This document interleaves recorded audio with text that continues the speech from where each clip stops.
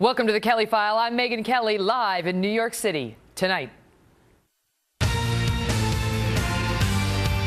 Breaking in a Kelly File investigation, the administration taking new heat tonight after offering a big job at justice to the man who volunteered to help out a cop killer. Tonight, see what's now turned up. Plus, we'll show you one Iraq vet's bird's eye view of the fight for Fallujah as he weighs in on who is responsible for al-Qaeda now taking over that city. And the mother of the toddler in this disturbing video speaks out for the first time tonight. From the world headquarters of Fox News, it's the Kelly File with Megyn Kelly. Good evening, everyone. We start tonight with a stunning new jobs report revealing an alarming new first, as the number of Americans who could be working but are not hits an all-time record low. A new report reveals that 92 million Americans, nearly one-third of the country, could be in the labor force but are not. 92 million. In just December, more than 500,000 Americans gave up looking for work. And the implications of that are not good. Not good for them and not good for this country. Melissa Francis is host of Money with Melissa Francis on the Fox Business Network, and Mark Thiessen is a fellow at the American Enterprise Institute and a columnist for the Washington Post. Melissa, I'll start with you as the business guru on this.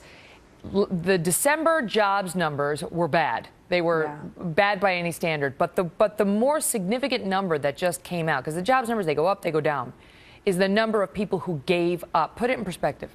No, I mean, it's an enormous number. These are people that have just gone to the sidelines and totally given up. They've said, I can't find a job. I might as well not even look anymore.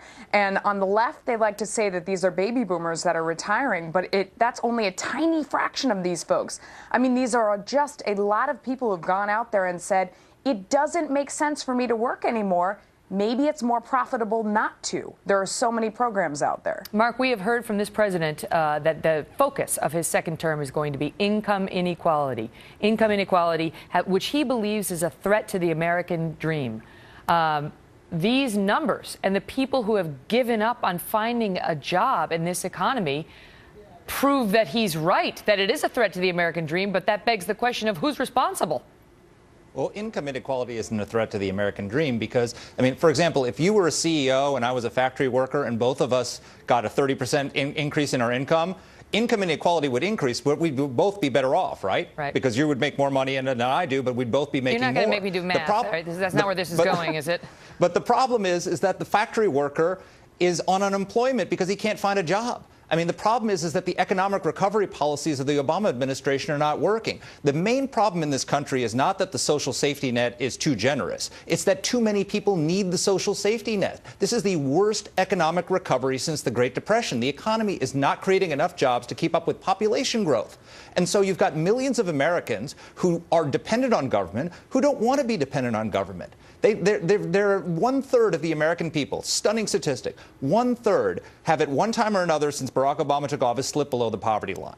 Wow. Think about that. Wow. And so they can't, people want the dignity of work. They want opportunity, and they can't have that in the Obama economy. Look at this. It hasn't been this bad, Melissa, these numbers, since 1978. The workforce participation rate hasn't been this bad since 1978.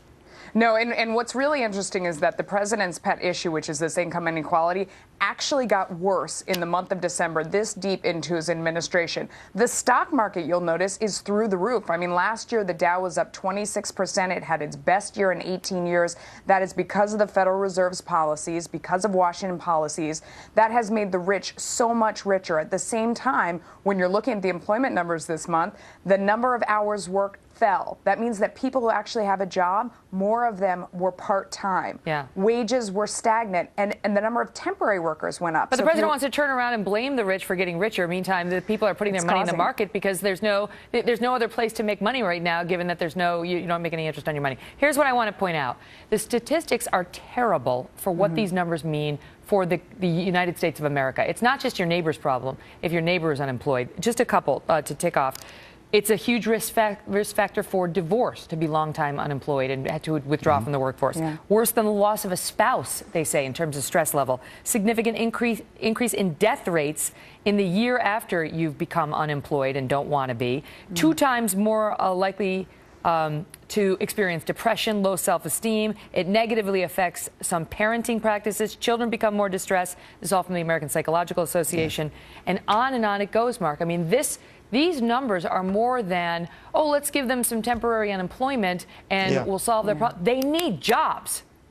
That's exactly right. And look, the worst statistic is there was a Rutgers University study that found 6 in 10 Americans think that the American economy has undergone a permanent change, that this is the new normal. Can you imagine that the majority of Americans think this is what normal is like? I mean, we've got to change the policies to get... There's some truth to that. I mean, you look at the jobs that have disappeared. It's the manufacturing jobs that have went away. There are millions of jobs out there in computer programming that are not getting filled because people don't have the training. There has been a shift away from the type of work that a lot of people are trained for, and they're not going to find new jobs. We have more and what, automation, Mark, onto the government robots. dole? Well, I disagree that that the new normal should be 92 million people out of the workforce. I mean, we have to find a way to create training and opportunity and jobs for the American people and not blame people. I mean, the big problem what we need to be worried about is Republicans cannot fall into the trap of Mitt Romney and the 47% comment and say that we're going to become a nation of moochers who don't want to take care of themselves. Nobody grows up saying, I want to be dependent on the government. People grow up and say, I want to be a fireman, I want to be a policeman, I want to be a doctor, I want to be a computer programmer. We need to restore the American dream and focus on upward mobility so people can get a shot at the American dream again. But Sounds like Mark is getting ready to run. I got to go. I got to run. See you guys. Thanks, Megan.